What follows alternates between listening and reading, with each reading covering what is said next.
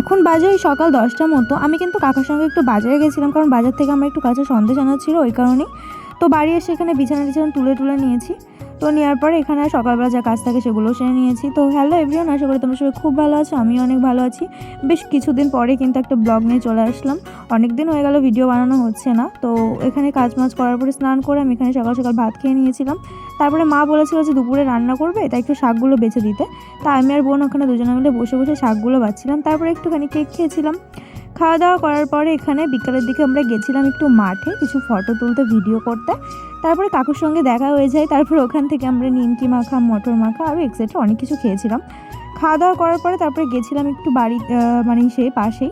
তো ওখান থেকে বাড়ি আসার পরে এই যে বোন, ওর হচ্ছে নাচের প্রোগ্রাম আছে, ওই কারণে ওকে রেডি করিয়ে দিয়েছি। তারপর সন্ধ্যাবেলা এখানে সন্ধ্যা টন্ধা দিয়ে গেছিলাম একটু বাজারে, বোনের জন্য বই আনা ছিল ওই কারণে।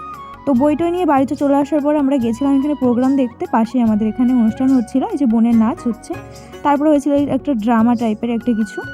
তো ওটা দেখার পরে তারপরে এখানে অর্কেস্ট্রা ছিল রাতে, এখানে বেশ গান বাজনা হচ্ছিল আর অনেক কিছু, অনেক প্রচুর লোক হয়েছিল। তো এখানে দেখো, তো আমরা সবাই মিলে ওখানেই একটুখানি গেছিলাম। তারপরে এই যে রাতে বাড়িতে এসে রান্না হয়েছিল হচ্ছে চিকেন, ওটা দিয়ে খাওয়ার পর একটুখানি কালাকাত খেয়েছিলাম রাতে। তো তারপরে এখানে আগুন পোয়াচ্ছিলাম। তো আজকের মধ্যে এইটুকু, দেখা হবে পরে একটা ভিডিওতে।